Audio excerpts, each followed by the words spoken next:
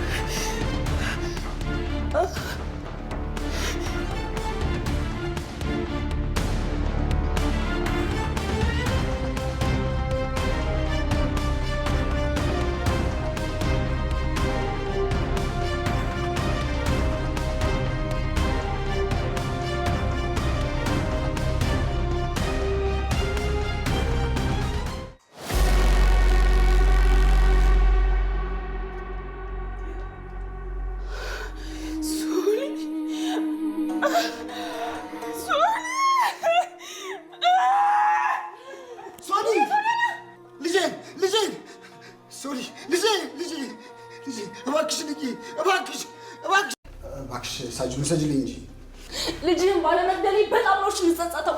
እንዴት ነው ቆይ አንተ የነባት የሆንከው? በጣም እጠላለሁ።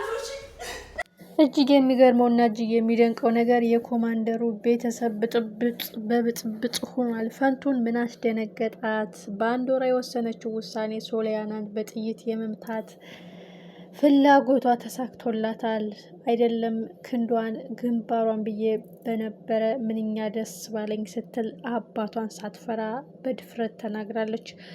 እንግዲህ ኮማንደሩም ልጁን ጨክኖ ወደ መቀመቅ ወርውሯታል።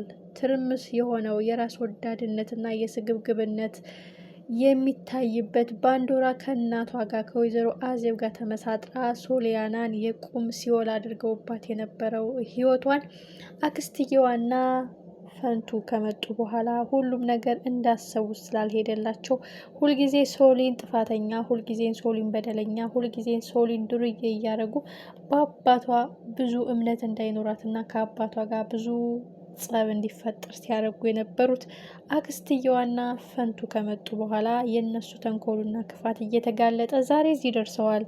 ኮማንደሩ ባንዶራን ወደ ወይን ቤት ወረወራት። ፈንቱ ያየችው ማመን አቃታት። የሶሌ አክስት የዋህነቷና ደግነቷ ገራገርነቷ እንድትጠቃ አድርጓታል። እሷ እኮ ፍላጎቷ ሁላችንም ገላ መቅበር ነበረ። እጅግ የሚያሳዝነውና ልብ የሚሰብረው ጉዳይ ኮማንደሩ ህጉ በኔ ነው፣ ህጉ በኔ እጅ ነው እያለ ልጁን እንግዲህ ወደ ወይን ቤት መወርወሩ እዛ በኮማንደሩ ጥቃት ወይም በኮማንደሩ ከባድ ድብደባ የደረሰባቸው ታሳሪዎች ባንዶራ ላይ ከቦክስ ጨምሮ እስከ ፀጉሯን እስከ መላጨት የተደረሰ ቅጣት የአባትሽን በደል አንቺ ታወራርጃለች ተብላ የሚገባትን ቅጣት አግኝታለች። ወይዘሮ አዜብ የደም በቀል አለባት። ወይዘሮ አዜብ እልክ የተሞላው አስመሳይነቷ አሁንም ተለሳልሳ ይቅርታ እንድታደርግላት እየለመነችው ነው። ግን ላትመለስ፣ ላትነሳ፣ ላትጠገን ሰባብሬ ጉድጓድ ውስጥ እስከ እህትህና እስከ ድቃላ ልጅህ ላስገባህ ነው ወደዛ ቤት የምመጣው። እያንዳንዱ የእንባ ዘለላዬ ዋጋ አስከፍልሃለሁ በማለት ከስህተቷ ሳትማር ከጥፋቷ ሳትመለስ ሁልጊዜ በቀልና ልክና ተንኮል አዝላ የይቅርታ ልብ እየተማጸነች ነው። ባንዶራም ወደ መቀመቅ ወርዳ የሚገባትን ቅጣት አግኝታለች። ሁልጊዜ የገዛ እህቷን ከስግብግብነትና ከራስ ወዳድነት ወጥታ የማታውቀው ምንም የማታውቀውን ሶሊን ሁልጊዜ ወጥመድ እንደዘረጋችና ሶሊ እዛ ቤት እንድትጫር ወይም እንድትባረር ወይም አባቷ ተስፋ ቆርጦ እንዲጎዳት ብዙ ነገር ያላረጉት ነገር የለም። አንዳንድ ጊዜ መልካም ልብ ካለን ፈጣሪ ከኛ ጎን ነው፣ ሁልጊዜ ከመልካሞችና ከየዋሆች ጎን ነው ይባላል እና ወይዘሮ አዜብም አሁን ባንኩ ሁሉ ታግዶባት ጎዳና ላይ ብትወድቅም የይቅርታ ልብ በትንሹ ሳታገኝ አልቀረችም። ይህ የይቅርታ ልብ ግን የበለጠ የበቀል ፍላጎታቸውን አፈርጥመው መጥተው ርህራሄ ሳይኖራቸው እነሱን ለመጉዳት ወይም ኮማንደሩን፣ ልጁን፣ እህቱን እስከ መጨረሻው ለመሸኘት የሚያደርጉት የትብብር ስራ ሊሆን ነው ማለት ነው።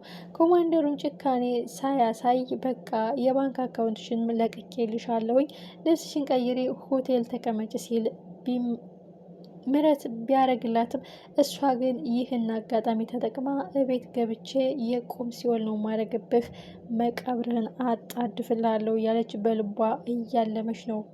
እንደነሱ ሀሳብና እቅድማ እስከዛሬ ሁሉም ነገር ገደል ገብቶ ነበረ። የሶሊ አክስት ናት የናዜብና የማዶሯን ተንኮል እያጋለጠች እዚህ ያደረሰቻቸው። ፈንቱ በተለይ ብዙ ጊዜ ሶሊን ታድጋታለች፣ ብዙ ጊዜ ከመርዝ አድናታለች። አሁን ግን ከተተኮሰው ጥይት ሳይሆን ራሳቸውን ለማዳን ያደረጉት ጥረት ወደ ሶሊ ክንድ የተተኮሰው ጥይት ከባድ አደጋ ውስጥ ሳይከታት በትንሹ ሆኖ ቤተሰቡን ከባድ ሪስክ ውስጥና ድንጋጤ ውስጥ ከቷል። አባትየውም ይሄን ያህል ዝም ማለት ነው፣ ምረን የወጣችው ልጄ እንደሚገባው ወደ ፍርድ ቤት ሳትሄድ እዚሁ ፖሊስ ጣቢያ ትንሽ መቀጣት አለባት ቢልም ሶሊ አሁንም እህቴ ናት ተዋባዬ ትላለች። ለእሷ ግን በየቀኑ እሾህ ላይ አስተኝተው ቢቀጠቅጧትና በየቀኑ እሾህ ላይ አስተኝተው ከላዩ ላይም ተጨማሪ እሾህ ቢጭኑባት በጣም ደስ ይላቸዋል። እሷ ግን ይህ የዋህ ልቧና መልካምነቷ ሁልጊዜ ከጥቃት እየታደጋት አይደለም። መልካምነቷ እንዳለ ሆኖ እሷን ከመጉዳት ወደኋላ አሉልም። ሁልጊዜ ጉድጓድ ሲቆፍሩ ነው የምናያቸው። ባንዱራ ያባጧ ጥፊና ኩርኩም አልፎ ወደ ወይን ቤት ተወርውራለች። ወይዘሮ አዜብም ወደዛ ቤት ተመልሼ የምሰራውን እኔ ያውቃለው፣ በዙ እመነኝ፣ ምን አይነት ዋጋ እንደማስከፍልህ እመነኝ፣ እያንዳንዱ የንባ ዘለላዬ ዋጋ ኑሮት ይጠብቀኛል፣ ላስከፍልህ ዝግጁ ሁኜ ጉልበቴን አፈርጥሜ ብልሃትና ብልጠት ይዤ እመጣለሁ፣ እንደ እስከዛሬው አልሸወድም በማለት እንግዲህ የበቃሉን ልብ በይቅርታ የምታገኝበት አጋጣሚ ከተፈጠረ ከልጇ ጋር ከባድ ወጥመድ ከመዘርጋት ወደ ኋላ አይሉም። ልጇ መታሰሯን ስትሰማ ማመን ያቃታት ወይዘሮ አዜብ አሁን የተጎዳች የተሰበረች ክንፏን የተሰበረች እርግብ መስላ የይቅርታ ልብ እየተማጸነች ነው። ግን በጣም ከባድ ሪስክ ውስጥ ሊከቷቸው ነው። ምን አይነት እቅድ፣ ምን አይነት ወጥመድ፣ ምን አይነት ተንኮል! ሁልጊዜ ሰውን ለማጥፋት ኮማንደሩን ብቻውን ለማስቀረት እሱንም ወደ መቀመቅ ወይ ወደ መቃብር ለመሸኘት ሲቆፍሩት የነበሩት ሳይሳካላቸው ቀርቶ በሶሊ አክስትና በፈንቱ ብዙ ጊዜ ከስሮባቸዋል። አሁን ግን የሚገባቸውን በጥፋታቸው ልክ እየተቀጡ እያለ ነው ኮማንደሩ የይቅርታ ልብ ሰጥቶ አዜብን ወደ ቤት የመልሳት ይሆን? ባንዶራንስ ከዛ እስር ቤት አስወጥቶ የተወሰነ ጊዜ እንደተቀጣ አድርጎ ወደ ቤት ይመልሳት ይሆን? አሁን ከእሳቱ ላይ ጋዝ ማርከፍከፍ ነው። ሁሉም በቀል፣ እልክ፣ ያለመሸነፍ ጉልበት ይዘው ነው እየሄዱ ያሉት። ሶሊና ክስቷ ሁሉንም ለማረጋጋት መልካም ሰው እንዲሆኑ ቢሞክሩም እነሱ ግን ከጥፋት ከተንኮል ከማስመሰል በድራማ የተሞላ እጅግ አደገኛ ሴራቸውን እያደረጉ ነው እዛ ቤት የቆዩት። መጨረሻው እጅግ አጓጊና ልብ አንጠልጣይ የእውነት ጨክኖ ኮማንደሩ ይቅርታ ብሎ ባንዶራንና ዜብን ወደ ቤት ከመለሳቸው እጅግ አደገኛ ጦርነት መብረጃ የሌለው የየቀን በቀልና ልክ ነው።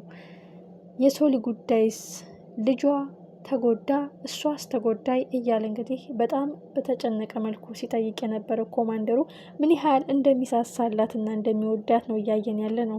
አዜብ ግን ምንም ሳታረጋት ሁልጊዜ ተንኮል፣ ክፋት፣ እሷን ጥፋተኛ እሷን የበታች እያደረገች ነው መኖር የምትፈልገው። ያ ክፋቷ አሁን ዋጋ እያስከፈላት ነው።